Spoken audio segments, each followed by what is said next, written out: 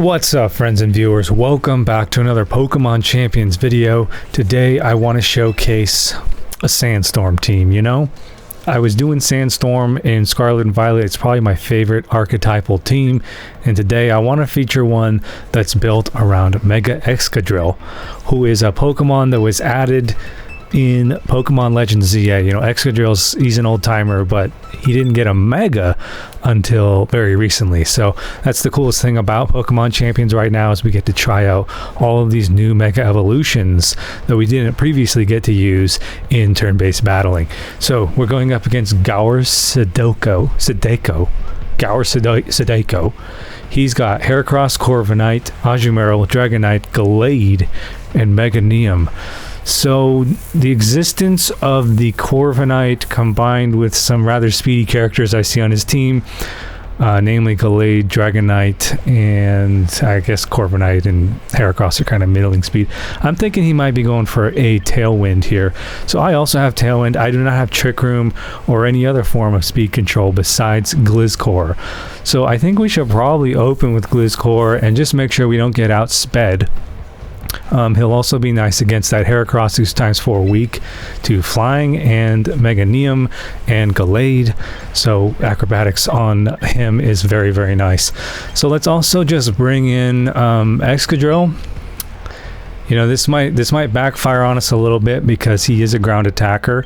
That's kind of the whole reason you bring him, and he's the star of the show. And we'll keep Tyranitar in the wings, as well as we got to pick one more here.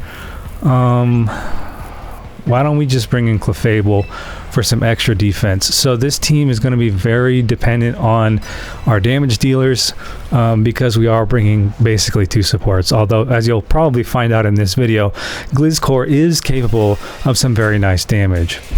I was actually experimenting with a Gligar build in Scarlet and Violet, and I'm very unhappy to see that we do not have Eviolite in Pokemon Champions. So if you guys are a big fan of Eviolite, leave me a comment in the section below saying Porygon 2. I love Porygon 2. He's one of my favorites of all time, and I want him back.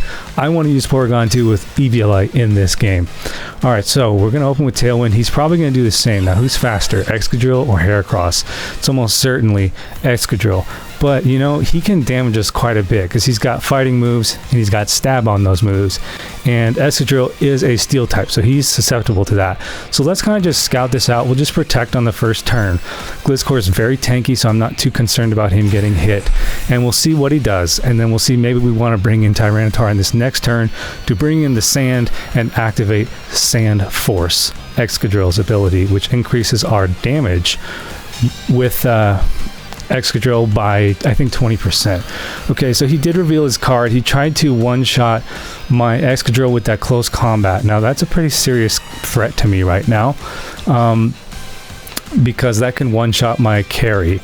So we'll go ahead and acrobatics him, see if he tries it again. If he does, he's going to go down on this turn, most likely. And then I'm going to outspeed him. So why don't I just dodge? I'll go ahead and Mega Dig. And then we'll dig Heracross, and we can dodge that close combat. Ooh, I didn't expect that. The Quick Claw, that's a little scary. What's he going to do with it? And yeah, Corviknight's not much of a damage dealer, but if he body presses my Excadrill, it's going to deal a lot of damage, which is probably going to almost KO him. He uses Flash Cannon, a special attack. Okay, that's a little strange. See if we're going to get off this acrobatics. He did not withdraw the Heracross, so he probably went for close combat again. But is he even going to be able to get it off? No, he doesn't, because acrobatics with Gliscor, who's holding no item, I mean, it's an incredible amount of damage. I think it's like 150 base damage. Even though Gliscor has a low attack stat, that's a lot of base damage. It's more than enough to take out an opponent who is ×4 weak to flying attacks. Okay, so we're going to see, once again, we're going to see the dig come in on Meganium on the next turn. It's not going to deal a lot of damage. Our options are to attack Meganium with our Gliscor, or we can bring in Tyranitar and try to boost the damage of that dig on the Meganium. So I think we're going to go for the KO on Meganium. just because she's kind of a threat. You know, I don't want to be dealing with these type disadvantages on my sand team. So we're not actually showing the sand just yet. Now, if he wanted to play this really nicely, he could body press Excadrill and deal a lot of damage with his Corviknight, but you know, I can't really, you know, Excadrill's gonna have to take a hit here. He gets his Quick Claw off again. What is the probability of that? I don't know, man. Let's see if he does another Flash Cannon. Just so you guys know, Corviknight's special attack stat is not good, so Flash Cannon is not really a move well suited to Corviknight. There we see a Hurricane, and Excadrill avoids it. That's a 70% accuracy without a Rainstorm. And we also have Evasiveness. Okay, he's going for Solar Beam, but there's no Harsh Sunlight, so that's going to take him 2 turns. Oh, okay, I got to familiarize myself with Mega Neum. Okay, we just got smoked right there. That was a crit that most likely would not have KO'd if it did not crit, so that's very unfortunate. Somehow the Mega Neum was faster than the Gliscor with the Tailwind. So I think we bring in Tyranitar and get that Sandstorm up. Now we gotta obviously study Mega Neum's ability, because that just really hit us by surprise. So let's go for a Rock Slide here. I don't know if it can one turn Solar Beam me yet again, but you know, I'm learning because I've never fought Mega Neum. I have not yet. So we can keep Excadrill in and go for the KO on Mega Neum, who looks to be Fairy now, right? I've got to be faster than her. Yeah, let's go for it. So now we have Sand Force active. That gives us 20% bonus damage, and that's a KO. Okay, that's pretty much GG. I'm really sad about my Gliscor getting wiped out right there, because I'm certain the Gliscor could have handled the Mega Neum, but I just got hit by surprise right there, as you can see. Okay, so we now have Rain coming from Corviknight. That's very unexpected. Did not expect him to have a weather ability. This is like special attacking support Corviknight. Both Tailwinds are out, and he can still bring Tailwind back, but I'm gonna have move advantage here because I'm faster than him on the Excadrill at least. And there we go, we have a Gallade who's almost certainly got fighting attacks. It's going to be a big problem for me. What I can do is bring in Clefable and deal with that. Or I can just go for the KO right now on Corviknight and try to prevent him from getting up that Tailwind. I don't think Tyranitar is going to be faster. He's probably going to get hit with a fighting attack, so we'll go ahead and protect on T-Tar, and then maybe Excadrill can get the KO. No, he can't. We don't have a yeah, our options here are not great, ladies and gentlemen. We're going to have to bring in Clefable here, and then we're going to have to follow me and then take out the Corviknight with another Rock Slide. I just don't want to risk losing the Excadrill. We are pretty close in this match so far. I could easily lose this still, even though he lost his carry. Alright. Sacred Sword was meant for Excadrill, not very effective on my Fairy type. And he does not go for the Tailwind. Wow, I really would have gone for the Tailwind myself if I were in his position. So now that I have Clefable on the field, he's probably going to want to use that Flash Cannon on the Clefable. We did see, well actually we still don't know if Tyranitar is faster than Corviknight, but I'm almost certain that he's not. So we can go for a Helping Hand on T-Tar, but there's a good chance that he's going to get taken out by a fighting attack from the Gallade, because, you know, if you guys don't know, Tyranitar is ×4 weak to fighting. So why don't we go ahead and follow me and then just take that Corviknight out of this battle. There's a 90% chance he's going to get hit by this Rock Slide, and then he will go down, because we've already seen non-critical, it deals more than half damage to that Corviknight. So if he hits me with that Flash Cannon, which he does not, he didn't go for Tailwind or Flash Cannon, then it could have KO'd my Clefable, but instead we took the Hurricane, and that did deal a lot of damage and confused her. Oh, what? He survived! This is not good. I don't have After You, and I don't have any priority moves right now to take out this Corviknight, so I guess we just go for the same strategy once again, because we just can't afford to take that we can't afford to take that Sacred Sword on our Tyranitar. So the Sacred Sword will probably KO Clefable if we follow me once again, but T-Tar will survive whatever attack the Corviknight throws out, and he's really the one that we have to worry about because we don't want to deal with the Tailwind. But he really hasn't gotten up Tailwind again, so I'm a little confused why.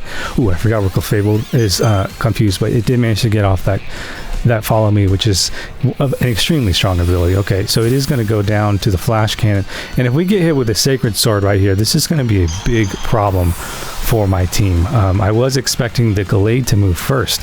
He went for the Leaf Blade instead, and it did KO. Was that a crit? It was. You know, I hate to be that guy that's talking about how my opponent's getting lucky, but he did just get 2 critical hits that completely changed the course of this battle. One was the Solar Beam, the unexpected Solar Beam on our Glizzcore, and then the Leaf Blade right there on the Tyranitar, who I thought would have survived. Alright, so I think maybe we can... I mean, I don't see a lot that I can do here, to be honest with you. I'll take out the Corviknight and then hopefully survive the Sacred Sword from the Gallade. We don't have... Gosh, he's just getting all of these Quick Claws off. What is going on? Yeah, I think we're going to lose this battle, guys. So Corviknight should be going down. I got confused. It's more RNG that is not in our favor. And we hurt ourselves in confusion. Alright, that's GG. That was a very frustrating battle, ladies and gentlemen. I'm not going to lie to you. I feel like I really got unlucky with the RNG. But let's do another battle and see if we can't overcome, you know, another rain dancing Corviknight. Okay, here we are again. We are going up against a Japanese player by the name of Aru something. Alright, he's got Lucario, Sylveon, Manectric, Victory Bell, Gyarados, and Glalie. He can Mega every one of those Pokemon except for Sylveon, so we really don't know what he's going to do. Does he have Tailwind? I think Gyarados can use Tailwind. I'm most afraid of the Glalie because it's very, very fast.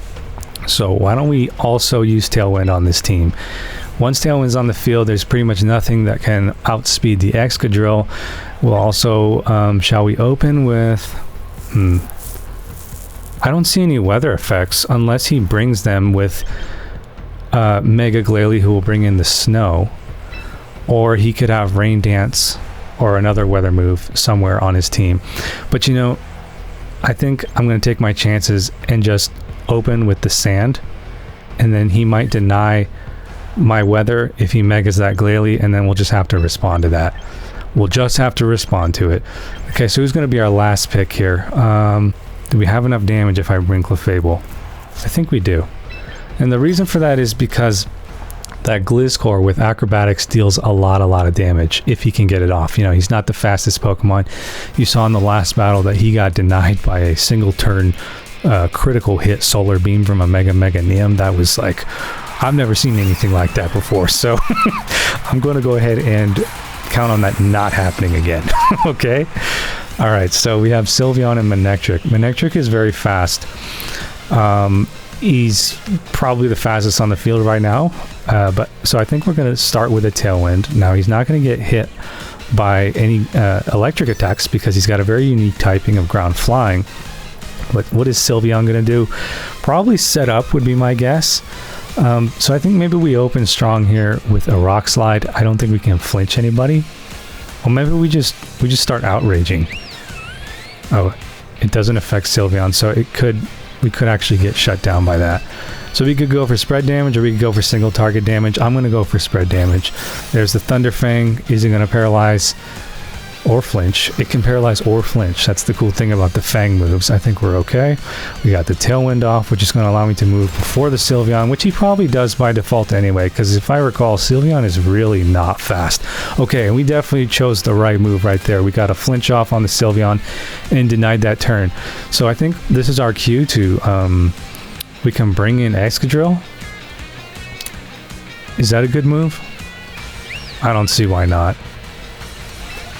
It would be nice to have like a U-turn on this Glizzcore, something that is a little safer to bring in my carries. I think we're probably going to wipe out both of these guys on this turn